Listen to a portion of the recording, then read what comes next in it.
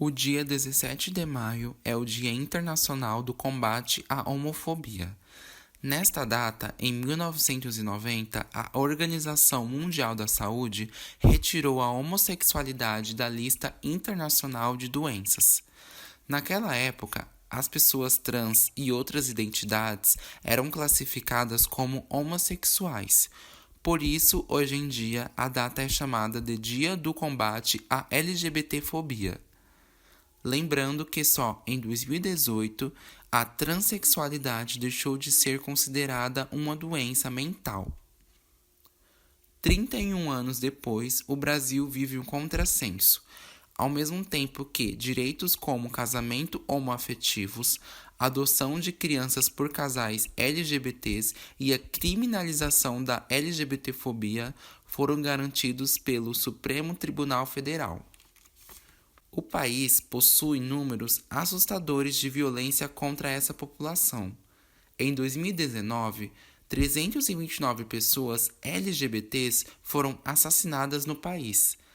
Já em 2020, 175 pessoas trans foram mortas vítimas da LGBTfobia. O número tornou o Brasil o país que mais mata pessoas trans no mundo. Esses dados foram de familiares e casos que tiveram repercussão na mídia, fora aqueles casos que não teve o número divulgado.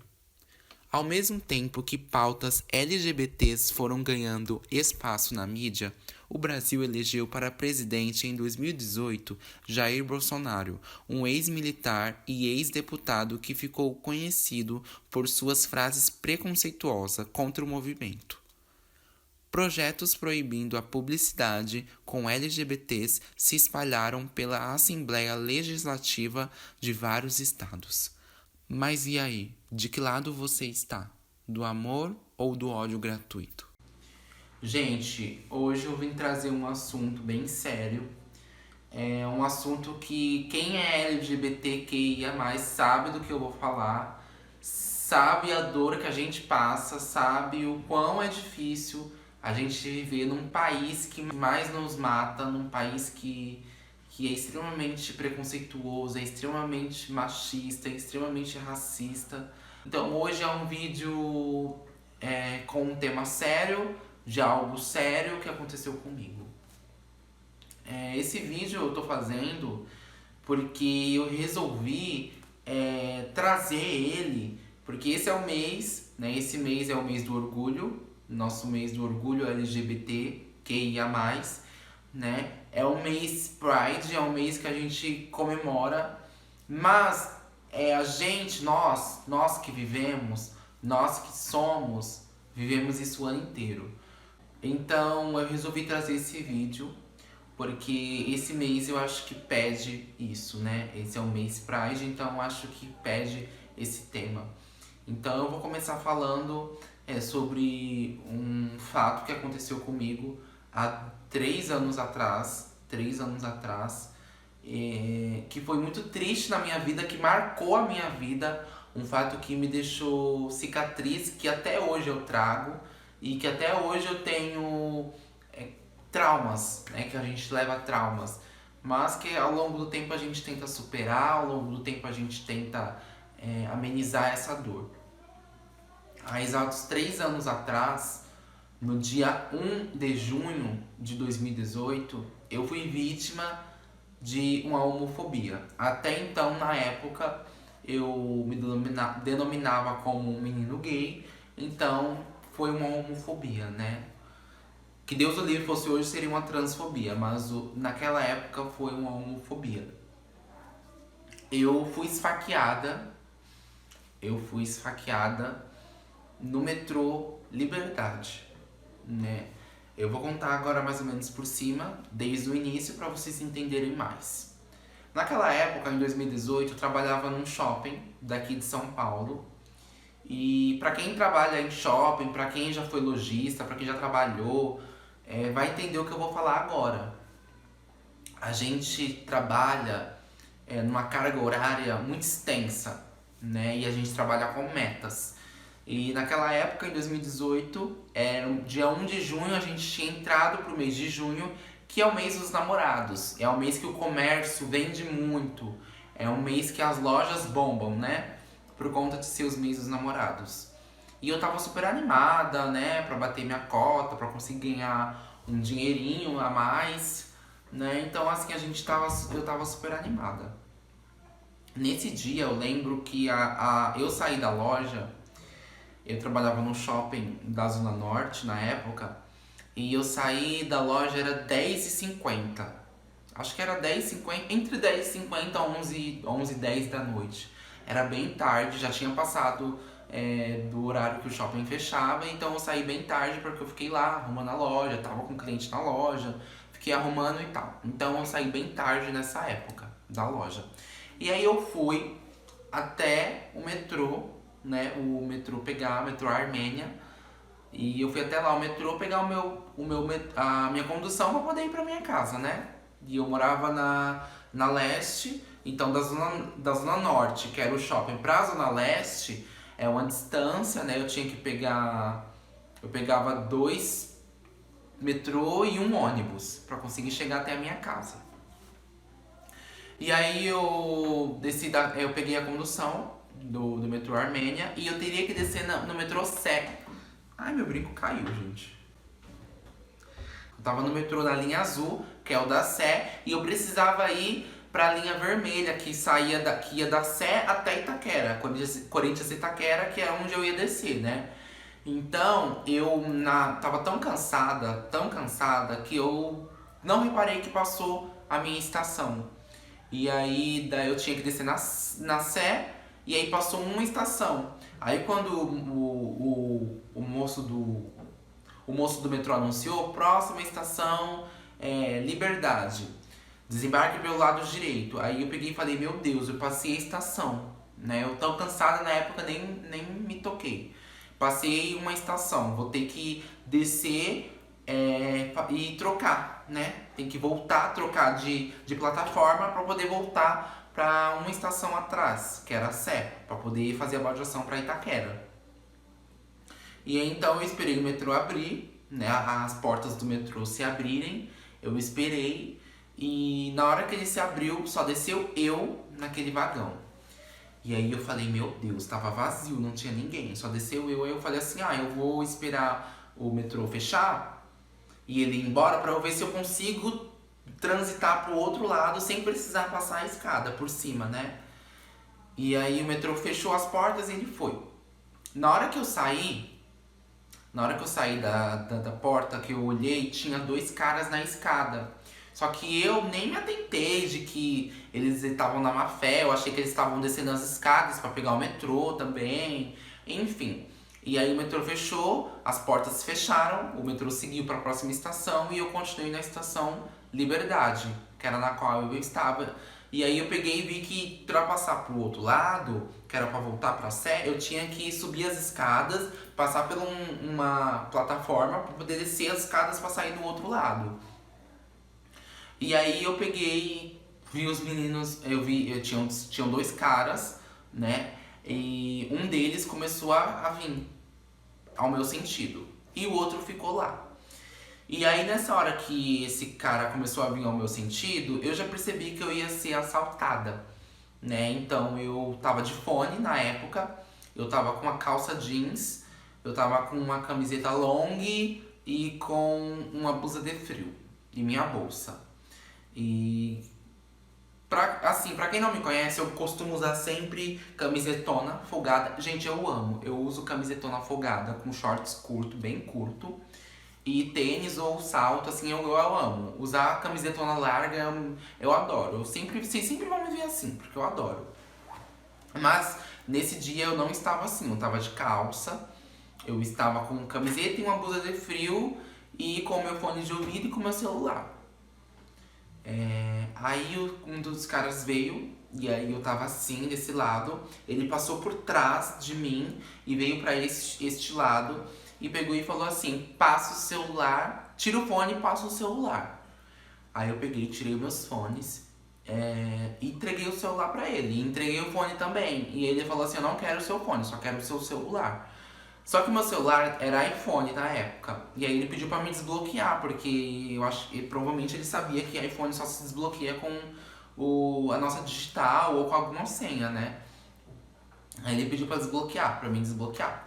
Daí eu tava tão nervosa na época, tão nervosa que o meu celular desbloqueava com este dedo e eu tava apertando este dedo, tava apertando outro dedo, tava apertando esse e ele desbloqueava com esse. Eu fiquei apertando, apertei uma vez, nada. Apertei a segunda, nada. O outro cara que tava do outro lado, que tava na escada, ele veio até mim e eu não tava vendo, porque eu tava conversando com ele, eu tava assim, eu tava meio de lado. Aí ele veio até mim aqui e me deu uma facada, né? Ele me deu uma facada na hora.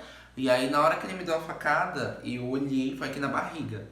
Eu olhei e eu na maior inocência olhei pra cara dele e ele foi e me empurrou. O outro pegou o celular das minhas mãos e me empurrou. Eu caí no chão na hora e eles foram embora. E eu fiquei lá caída no chão.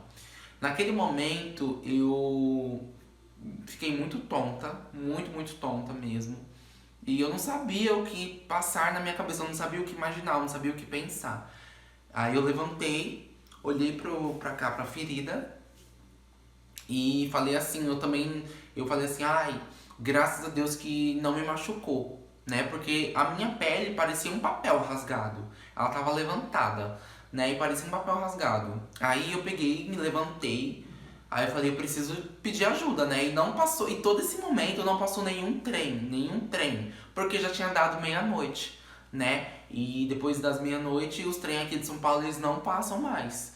Então já era aquele trem que eu tava, era o último, né? E eu não sabia. E aí eu peguei, andei e olhei, eu tava no último vagão. Eu tava no último vagão. Quando eu olhei, eu vi aquele monte de escada, imensa, um monte de escada. E aí eu peguei e falei, eu tenho que subir porque eu preciso pedir ajuda, né? E ninguém me ajudou, não tinha ninguém pra me ajudar.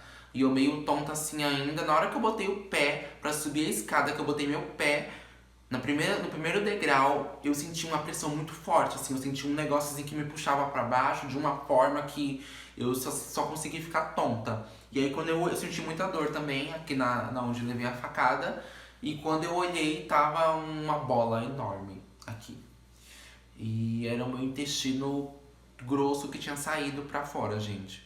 Por um furinho assim muito pequeno. Ele saiu. Porque quando você sofre algum tipo de acidente, você tem que ficar parada, você tem que ficar parado no lugar. Você não pode levantar, você não pode fazer esforço, você não pode ficar falando, você tem que ficar quieto no canto, parado até alguém vir te ajudar. Só que eu não tive outra escolha. Eu tive que ficar daqui, eu tinha que levantar e eu tinha que pedir ajuda, porque senão eu ia morrer ali, eu ia sangrar até sabe lá Deus quando. Então eu tive que pedir ajuda, né? Eu tinha que pedir ajuda. Então, na hora que eu vi que tava um negócio e saindo pra fora, e tava cada vez aumentando mais, cada vez aumentava mais. Aí eu peguei e saí e subi as escadas correndo e gritando socorro, socorro. Só quando eu cheguei na parte de cima, que é onde tem as catracas que você sai pra rua, aí apareceu dois guardas e uma mulher, também da CPTM. E aí eles pegaram, ai, o que aconteceu, o que aconteceu? Eu falei, fui assaltada, fui esfaqueada, levaram meu celular e me deram uma facada na barriga. Aí eles falaram que não viu nada, né? Eles nunca veem nada, né? Eles só sabem ver o que não é pra ver, né? O que não é preciso ver. Agora, o que eles realmente têm que ver, eles não veem. É incrível, né? E aí eles foram, me levaram para um hospital. A ambulância chegou, eles me levaram para um hospital mais próximo, lá da Liberdade. E lá eu dei entrada no hospital e fui fazer uma cirurgia, né? Eu lembro de quando eu tava indo sendo levada na maca, eles falaram assim, eu acho que não tem mais jeito, eu acho que não tem como, gente. Naquela hora eu me senti assim, sabe? Tipo, eu me senti um nada. Eu me senti pequena, eu me senti triste, foi um mix de emoções que você, na hora, você sente que é inexplicável. Eu não consigo explicar aqui pra vocês. E aí,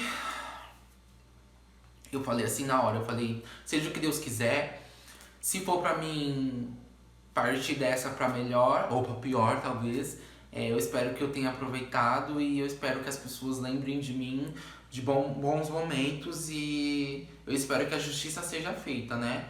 E aí eu dei entrada, fiz a minha cirurgia, eu levei 21 pontos, porque eles tiveram que abrir a minha barriga. Eu tenho uma cicatriz enorme na minha barriga, porque eles tiveram que abrir aqui a minha barriga pra poder ver como é que tava dentro, porque não tinha sangrado, então eles acharam que tinha dado hemorragia interna.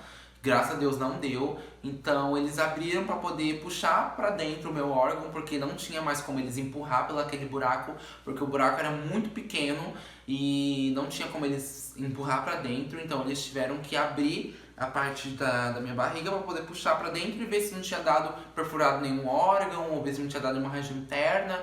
Graças a Deus não tinha dado nada. Eu passei um pouco mal na cirurgia. Eles contaram que eu perdi muito sangue, mas também graças a Deus eu não precisei tomar a bolsa de sangue, graças a Deus. E eles simplesmente falaram pra mim que eu era um milagre, porque eles falaram que ficou 1 centímetro pra perfurar o meu intestino grosso e dar uma hemorragia interna, que se eu demorasse mais eu poderia não estar ali naquele momento. E aí eu peguei e fiquei no hospital 4 dias. O ACPTM só simplesmente falou que sentia muito e que estava disposta a ajudar a gente o que precisasse na questão de ir pra delegacia, de levar esse caso pra frente. Eu decidi não levar isso pra frente porque por vários motivos. E na época eu tava extremamente destabilizada, eu tava muito nervosa, eu tava muito abalada, porque eu quase morri. Então eu fiquei 4 dias no hospitais e minha irmã, minha família que resolveu tudo, a minha mãe e meu pai, me ajudaram muito e eu não tinha cabeça pra poder fazer as coisas, não tinha cabeça pra poder pensar em ir pra tribunal, ir pra justiça. E eu tenho certeza, depois de um tempo eu conversei com um advogado que é especializado em causas de LGBTs e especializado em causa de contra o governo, né? Ele me disse que a chance de eu conseguir ganhar alguma coisa era muito pequena. E se eu ganhasse, ia ser muito pouco. Só que pra mim, naquela época, Fernanda, eu não queria ganhar dinheiro, eu só queria que a justiça fosse feita, eu só queria que isso acabasse, porque estão nos matando, estão cada vez mais tirando nossas vidas, estão nos matando por ser quem somos, estão nos agredindo. Todo dia você vê aí casos de homossexuais, casos de lésbicas, de transexuais, de travestis que são espancadas, que são mortas de forma tão violenta como se a gente não fosse nada. Eu me senti um nada. E o pior de tudo, que eu lá na minha casa, depois que eu fiquei 4 dias no hospital internado e aí eu tive alta, na minha casa eu ouvia quando ligava familiares e parentes ligando pra perguntar como é que eu estava, eles falavam assim: ah, mas ele tava na balada, ele tava na parada gay, ele tava no carnaval, ah, mas também isso que dá ficar indo pra carnaval, ah, mas também isso que dá ficar indo pra balada. Não importa. Se eu tivesse na balada, se eu tivesse na parada gay, se eu tivesse nos meus ensaios, se eu tivesse na rua à noite, não importa o lugar. A gente simplesmente não tem, quer dizer, a gente não tem mais o direito só porque a gente é gay, porque a gente é travesti. A gente não tem mais o direito de andar na rua, a gente não tem mais o direito de ir pra festa, a gente não tem mais o direito de curtir a vida porque a gente vai ser morta, porque a gente vai ser espancada. Entendeu? Então eu me senti... eu fiquei mais triste com isso, em ter que ouvir isso. Eu fiquei muito triste com isso, gente. Porque eu não estava na festa, eu não estava embalado, eu não estava em carnaval, eu estava vindo do meu trabalho. Eu estava trabalhando, eu trabalhei o dia inteiro, eu entrei 10 horas da manhã e saí da loja 11 horas da noite. Eu tinha trabalhado mais que 12 horas. Eu estava cansada e todo ser humano tem o direito de ir e vir. Então assim, quase tiraram a minha vida. Isso tem que acabar. Isso tem que parar, essas atrocidades têm que acabar. Enquanto houver pessoas que apoiam, que tolerem isso, atitudes como essas não vão acabar. E cada vez mais vai morrer travestis, cada vez mais vai morrer transexuais, cada vez mais vai morrer gays, cada vez mais vamos nos matar, vão nos matar. Então, hoje eu trouxe esse vídeo, foi um relato de algo que aconteceu comigo, porque é um relato de verdade. É algo que eu estou expondo aqui pra vocês, uma coisa que é minha, íntima, mas eu tô trazendo aqui pra poder alertar, pra poder nós da comunidade sermos unidos, pra gente cada vez mais nos ajudar. Se você tá na rua e vê um LGBT sendo espancado, meu, ajuda, não fica com medo. Ajuda, vai ajudar. Parte pra cima, a gente temos que nos unir. A transfobia, a homofobia é explícita. Você tá passando na rua e as pessoas te xingam, as pessoas te ofendem, as pessoas caçoam da sua cara simplesmente por ser quem você é. Então a gente temos que nos unir.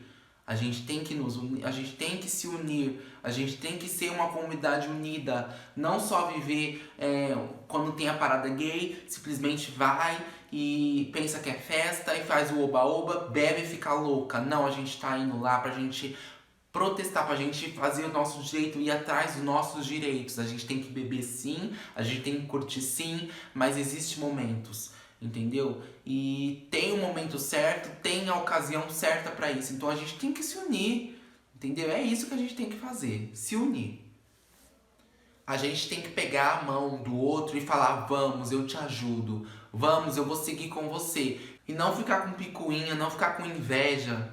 Entendeu? Esses dias eu tava andando pelo centro aqui da minha cidade e tinha uma gay entregando panfleto, né? E ela tava entregando pra todo mundo. E aí quando passou a travesti que tava passando, ela me mediu de cima a baixo e não entregou o papel pra mim. Ela simplesmente fingiu que eu, não era ninguém. Ela não quis, ela fez questão de não entregar o papel pra mim. Aí eu pergunto pra vocês, o que é isso? A gente sofre então homofobia, a gente sofre transfobia também de pessoas como nós, entendeu? Isso não é certo. Então a gente tem que começar parando o preconceito dentro da nossa comunidade. Pra aí sim a gente reivindicar o nosso direito, pra aí sim a gente poder ir atrás de que as pessoas não tenham preconceito, não façam preconceito com a gente.